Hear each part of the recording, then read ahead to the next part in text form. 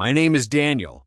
I've lived a life that many would call ordinary, but to me, every day has felt like climbing a mountain barefoot.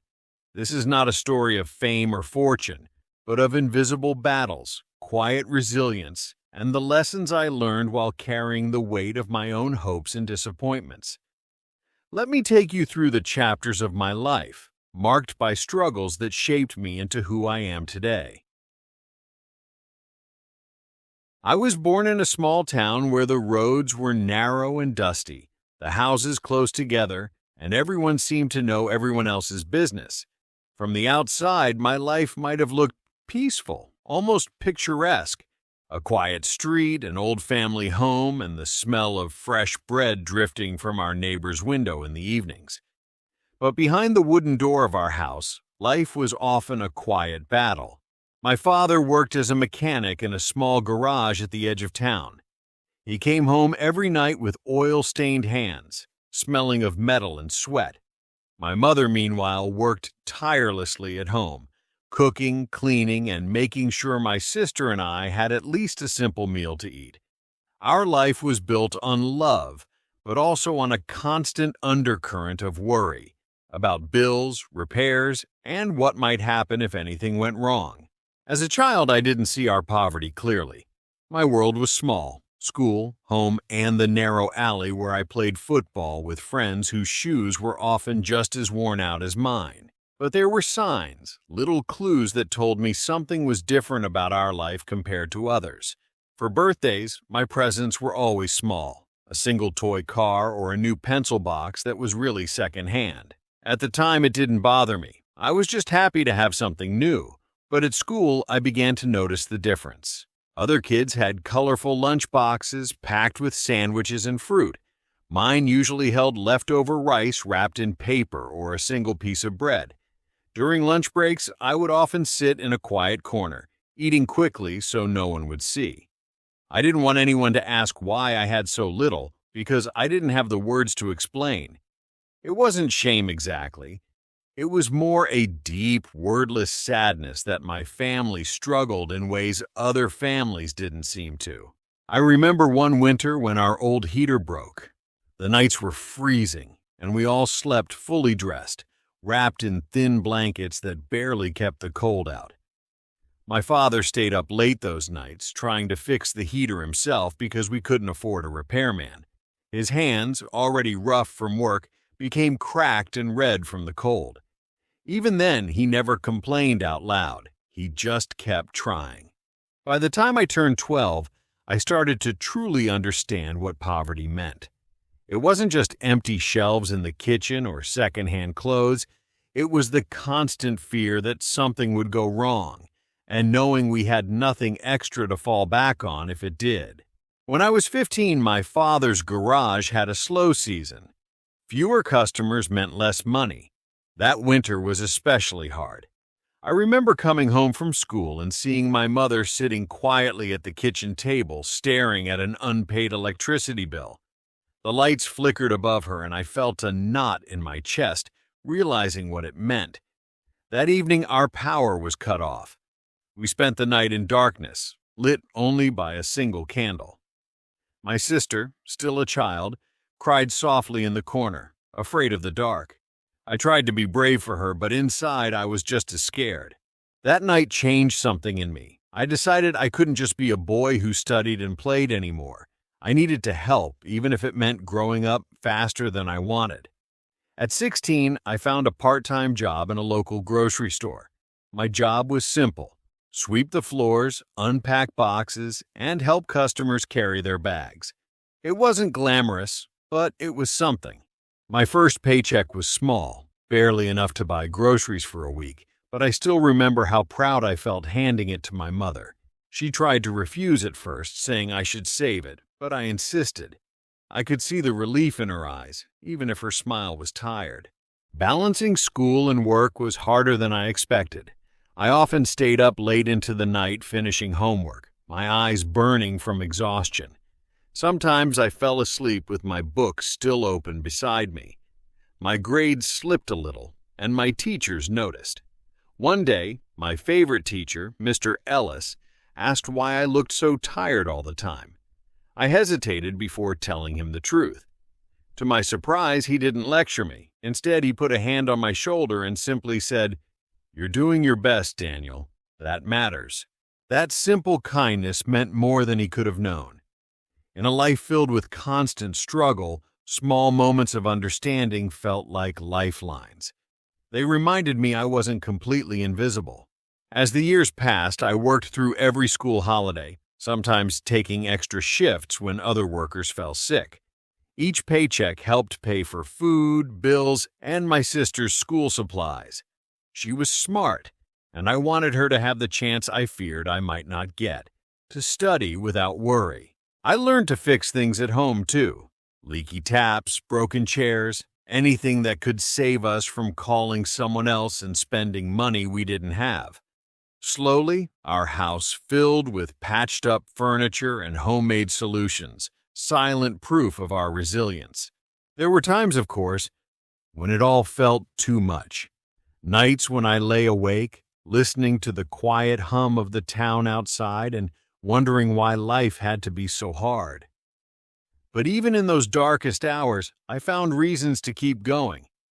My family's laughter at dinner, my sister's excitement when she brought home good grades, my mother's tired but genuine smile. Looking back, I realized those years taught me lessons that would stay with me forever. That real strength isn't loud, that love can look like sacrifice, and that even the smallest victories, a paid bill, a repaired heater, a day without fear, are worth celebrating. When I turned 21, my father's health took a sharp turn for the worse. The years of hard physical labor had taken their toll. His hands, once steady and strong, began to shake, and the simplest tasks became difficult for him. A doctor confirmed what we had feared. He needed rest, and possibly treatment we couldn't afford. It felt as though life had chosen me to step up, ready or not. I didn't have time to question why or wish things were different. I simply had to act. I took on a full-time job at a small factory that made packaging boxes. The work was repetitive and rough on the body, but it paid more than my part-time job at the grocery store. To make ends meet, I kept my evening job at the cafe, working as a dishwasher and sometimes waiting tables. My days became an endless cycle. Wake up before dawn, spend 8 hours at the factory, rush home to change, and then head straight to the cafe until late at night. By the time I got home, my body ached in places I didn't know could hurt, and sleep felt like closing my eyes only to open them again moments later. Carrying that weight changed me. I had less time for friends, less time to even think about what I wanted for myself. The dreams I'd once had of studying further or traveling slowly slipped further away, replaced by more immediate worries: rent, food, medicine for my father. The hardest part wasn't just the exhaustion, it was the loneliness that came with responsibility. Friends my age were finishing college, starting new relationships, going out on weekends. My life, by contrast, was lived in the quiet spaces between work shifts and family responsibilities. I remember once, sitting on my narrow bed after a long day, staring at the cracked ceiling and asking myself, when is it my turn? But even as the thought formed, guilt followed. My family needed me. That need became my purpose, even if it meant putting aside my own desires. I couldn't share these feelings openly, not even with my family. My mother had enough to worry about, and I didn't want to burden her with my doubts. My father already felt guilty that he couldn't work, and my sister needed someone to look up to, so I kept it all inside. There were quiet moments, though, that made it worth it. I remember coming home late one night to find my mother asleep at the kitchen table, a cup of tea gone cold beside her. As I gently woke her, she opened her eyes, looked at me, and whispered, "I don't know what we'd do without you, Daniel."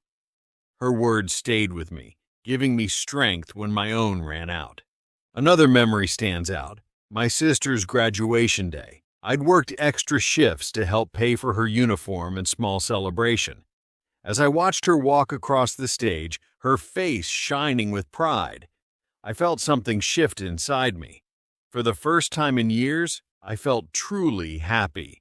Not for myself, but because my struggle had made someone else's path a little easier. That moment taught me something important. Responsibility can feel heavy and isolating, but it can also give life a deeper meaning. Knowing that my sacrifices helped someone I loved succeed made every sleepless night worth it. Of course, the loneliness never fully left me. There were times when I longed to share my thoughts with someone who truly understood, someone who wouldn't judge me or tell me to simply stay strong. But in those years, I learned to find comfort in small things: the quiet of early morning before work, the way the city lights glowed at night, the smell of fresh bread drifting from the cafe's kitchen. Time has a way of moving both too slowly and too quickly. One moment I was a young man carrying the weight of my family on tired shoulders. The next, I was standing in my 30s, looking back at all I had endured. In those years, I kept my routine: the factory by day, the cafe by night, and countless small jobs in between. The repetition should have broken my spirit, but strangely, it built it instead. Day by day, struggle changed me, not into someone harder, but into someone deeper. As my father's health stabilized, life didn't become perfect, but it became less desperate. My sister finished her studies, found a teaching job, and began to support the family too. My mother, who had spent years with worry etched into her face, started to smile more often. For the first time in what felt like forever, our family breathed a little easier.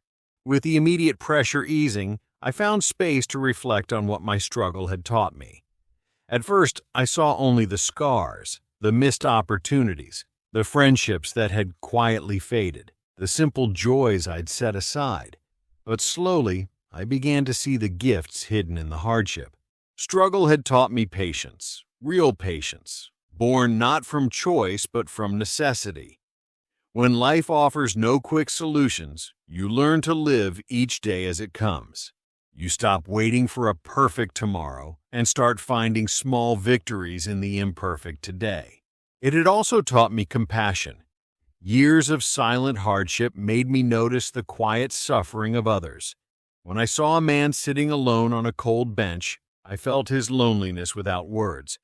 When I saw a mother counting coins at the grocery store, I understood her worry without needing to ask. That understanding was a gift my younger, more sheltered self could never have given. Struggle taught me the true meaning of strength, too.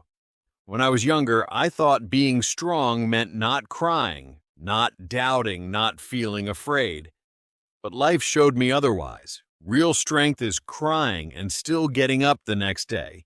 It's doubting and still deciding to keep going. It's feeling fear but refusing to let it stop you.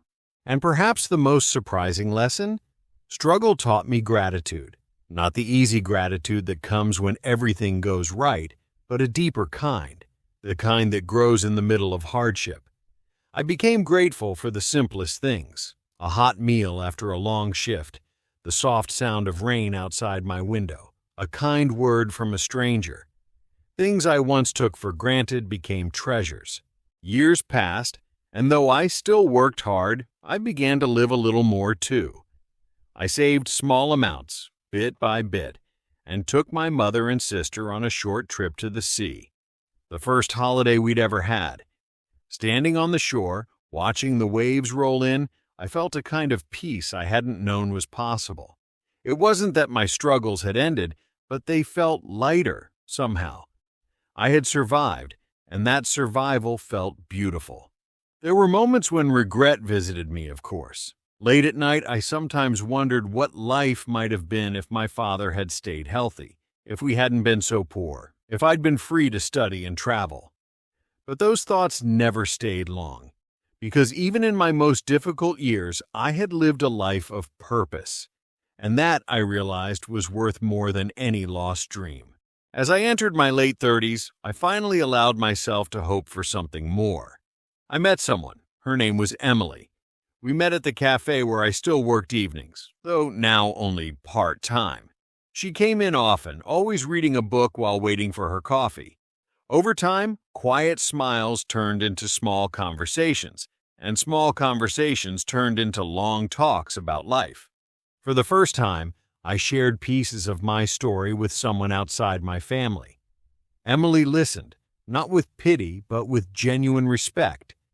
In her presence, I felt seen not as a man defined by struggle, but as someone shaped by it, someone whose story was worth knowing. Our relationship wasn't perfect, no real relationship is, but it was honest and kind. Emily taught me that even after years of carrying others, it was okay to let someone carry me too, at least sometimes. Together, we built a simple but happy life. We moved into a small apartment closer to the park. On weekends, we'd walk among the trees, holding hands in quiet companionship. There was no grand wealth, no luxury, but there was warmth, laughter, and peace. Looking back now, I see that my struggles were never just obstacles.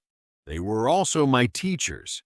They taught me what matters most: love, kindness, patience, and the quiet courage to keep moving forward. If I had lived an easier life, perhaps I would have missed these lessons. Perhaps I would have been quicker to judge others, slower to forgive, less grateful for the small beauties of everyday life. Today, when I see a younger man weighed down by responsibility, I see my younger self.